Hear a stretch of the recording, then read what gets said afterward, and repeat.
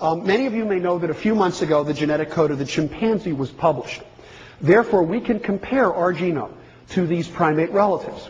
What do we find?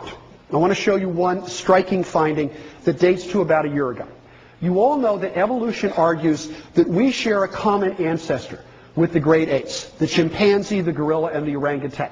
Well, if that's true, there should be genetic similarities, and in fact there are. But there's something that's really interesting and has the potential, if it were true, to contradict evolutionary common ancestry. And that is, we have 2 fewer chromosomes than the other great apes. We have 46, they all have 48. That's very interesting. Now, what does that actually mean?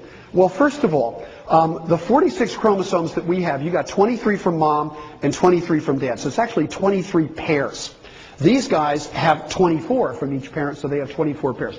So everybody in this room is missing a pair of chromosomes. Now, where'd it go? Could it have gotten lost in our lineage? If it got lost, if a whole primate chromosome was lost, that would be lethal. So there's only 2 possibilities. And that is, if these guys really share a common ancestor, that ancestor either had 48 chromosomes or 46. Now, if it had 48, 24 pairs, which is probably true, because 3 out of 4 have 48 chromosomes, what must have happened is that 1 pair of chromosomes must have gotten fused. So we should be able to look at our genome and discover that 1 of our chromosomes resulted from the fusion of 2 primate chromosomes. So we should be able to look around our genome. And you know what? If we don't find it, evolution is wrong. We don't share a common ancestor. So how would we find it? Well, biologists in the room will know that chromosomes have nifty little markers. They have markers called centromeres, which are DNA sequences that are used to separate them during mitosis, and they have cool little DNA sequences on the end called telomeres. What would happen if a pair of chromosomes got fused? Well, what would happen is the fusion would put telomeres where they don't belong, in the center of the chromosome, and the resulting fused chromosome should actually have 2 centromeres. One of them might become inactivated, but nonetheless it should still be there. So we can scan our genome, and you know what? If we don't find that chromosome, evolution's in trouble. Well, guess what? It's chromosome number 2. Our chromosome number 2 was formed by the fusion of 2 primate chromosomes. This is the paper from Nature a little more than a year ago. And I put up a little of the paper. I'm sorry it's technical, but look at what it says. Chromosome 2 is unique to our lineage. It emerged as a result of the head-to-head fusion of 2 chromosomes that remain separate in other primates.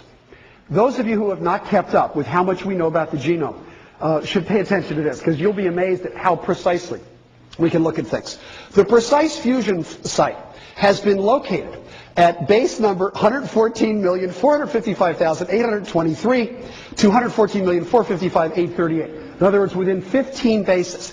And you'll notice multiple subtelomeric duplications, the telomeres that don't belong, and lo and behold, the centromere that is inactivated corresponds to chimp chromosome 13.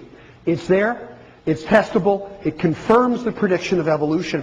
How would intelligent design explain this? Only one way. By shrugging and saying, that's the way the designer made it. No reason, no rhyme. Presumably there's a designer who designed human chromosome number 2 to make it look as if it was formed by the fusion from a private ancestor. I'm a Roman Catholic, I'm a theist. In the broadest sense, I would say I believe in a designer, but you know what? I don't believe in a deceptive one. I don't believe in one who would do this to try to fool us. And therefore, I think this is authentic, and it tells us something about our ancestors.